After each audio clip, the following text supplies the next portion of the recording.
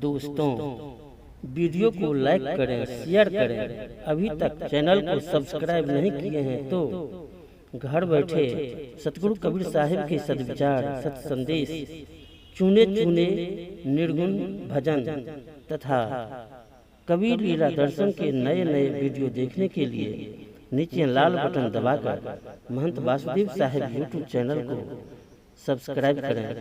इसके बाद घंटी को दबाना न भूलें, यही हमारी मेहनत का फल होता है।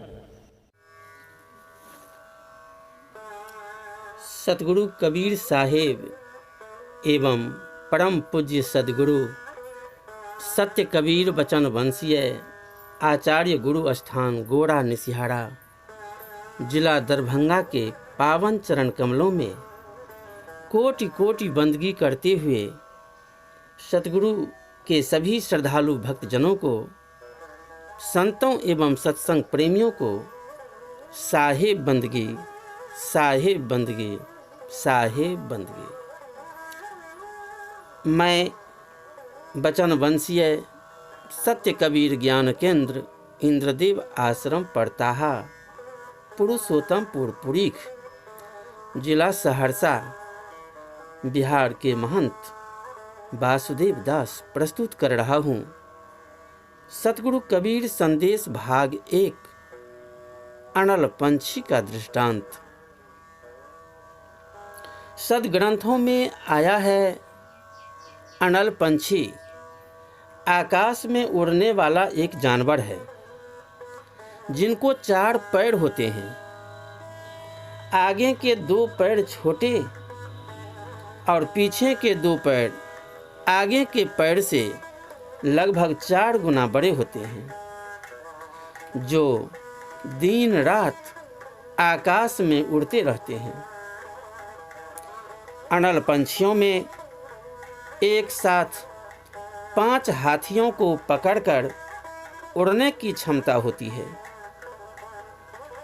अनल पंछी आकाश में उड़ते समय ही अनल मादा पंछी को दृष्टि भाव से अर्थात चक्षु मार्ग से वीर्य प्रदान करता है और तब अनल मादा पंछी गर्भ धारण करती है। आकाश में अनल मादा पंछी उस स्थान पर अंडा देती है जहाँ कोई आधार नहीं रहता। इसी कारण अंडा आकाश से नीचे धरती की ओर गिरने लगता है।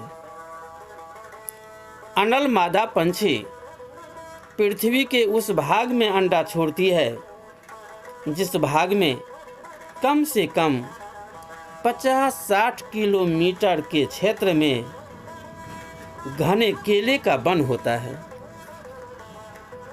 आकाश मार्ग में ही हवा के घर्षण से गुजरते हुए अंडा पुष्ट होता है, बड़ा होता है, पक जाता है और केले के झुरमुट पर गिरकर कम वेग से पृथ्वी पर गिरता है और अंडा फूट जाता है, परंतु बच्चा सुरक्षित रहता है। रास्ते में ही बच्चे की आंखें खुल जाती है और पंख निकल आती है।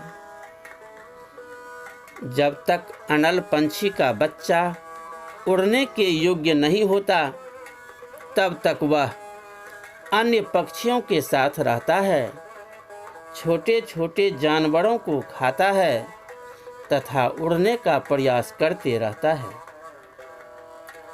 धीरे धीरे अनल पंछी के बच्चा को यह ज्ञान होने लगता है कि यह मेरा देश नहीं है, यहाँ हमारे माता पिता का घर नहीं है। वह अपने माता पिता को याद करने लगता है। इधर अनल पंछी का बच्चा अपने माता पिता के याद में उनसे मिलने के लिए व्याकुल रहता है। उधर अनल पंछी हर समय अपने बच्चे के चिंता में पृथ्वी की ओर ध्यान रखता है कि बच्चा कैसे रहता होगा, कब आएगा। इसलिए अनल पंछी अपने बच्चे को लेने के लिए धरती के उस भाग में आकर अपनी आवाज़ लगाते हैं जहाँ केले के वन में सैकड़ों की संख्या में हाथी रहते हैं।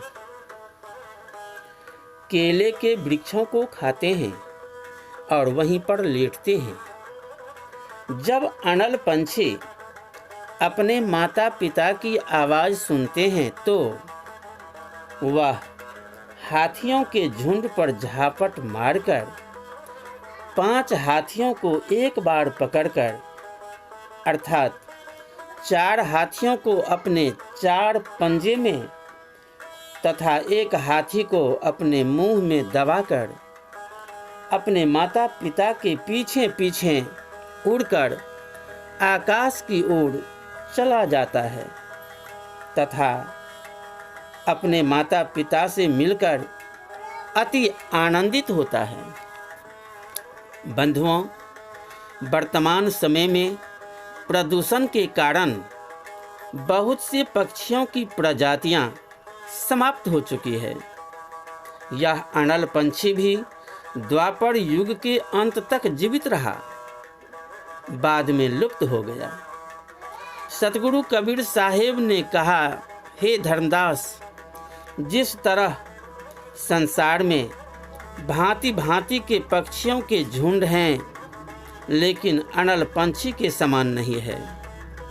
जैसे पंछियों में अनल पंछी है, उसी तरह इस संसार में समस्त जीवों के बीच में सतगुरु है, जो अपनी भाषा में सत्यनाम की शिक्षा देते हैं। जो जीव सतगुरु के उपदेश पर विचार कर 5 हाथी अर्थात काम, क्रोध, लोभ, मोह और अहंकार रूपी हाथी को पकड़कर अर्थात अपने बस कर सतगुरु के पीछे पीछे चलेंगे, अर्थात सतगुरु के बताए नियमों का पालन करते हुए सत्यनाम अर्थात सतपुरुष के सच्चे नाम का सुमिरन ध्यान करेंगे, वे काल से जीतकर अखंड सुख शांति एवं आनंद के धाम सत्यलोक चले जाएंगे।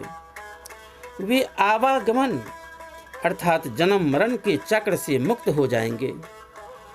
अनुराग सागर में सतगुरु कबीर साहब ने स्पष्ट कहा है, हे धर्मदास, गुरु कृपाते साधु कहावे, अनल पंछी होई लोक सिधावे। धर्मदास ये पढ़खहु बानी, अनल पंछी गति करूं बखानी। अनल पंछी वह रहे आकाशा, निस दिन रहे पवन की आशा। दृष्टि भाव तिन रति विधि ठानी, यही विधि गर्भ रहे तेहि जानी। अंड प्रकाश किन्ह पुनि ताहमा, निराधार अवलंबन जहमा। मार्ग माही पुष्ट भयो अंडा, मार्ग माही बहुरी भयो खंडा। मार्ग माही चक्षु तिन पावा, मार्ग माही तिन्ह पंख प्रभावा। मही डिग आवत सुधि भयो ताही, यहमा मोर आश्रम नाही। सुरति संहार चले पुनि तहमा, मात पिता के आश्रम जहमा। अनल पंछी लेने को आवे, उलट चिन्ह निज घर ही सिधावे। बहु पक्षी जग माही रहावे, अनल पंछी सम नाही कहावे। अनल पंछी जस पंछी न माही, अस बिरले जीव नाम समाही। यह विधि जो जीव चेते भाई, मेटी काल सत्यलोक सिधाई। निरालंब अनंत सतगुरु, एक आशा नाम की। गुरु चरण लीन अधीन निस्दिन, चाह नहीं धन धाम की। सुत नारी सकल विसारी विसिया, चरण गुरु दृढ़ के गहे। सतगुरु कृपा दुख ना सही, धाम अविचल सोलहे। मन बच कर्म गुरु ध्यान, गुरु आज्ञा निरखत चले। देहि मुक्ति गुरुदान, नाम विदेह लखाई के। बंधुओं, भाव बंधन के दुखों से अर्थात काल के जाल, जन्म मरण के चक्र से मुक्ति पाने हेतु साधक अर्थात भक्त को एकमात्र सतपुरुष के सच्चे नाम का सुमरन ध्यान करना चाहिए। इसके लिए पूर्ण ज्ञानी गुरु से सुमरन ध्यान का विधि सीखना चाहिए। दोस्तों,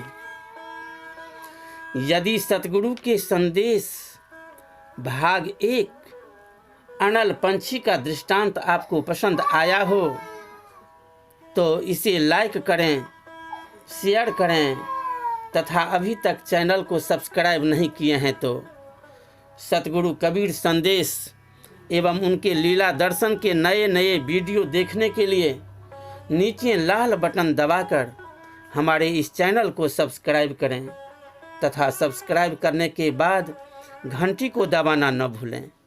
यही हमारी मेहनत का फल होता है।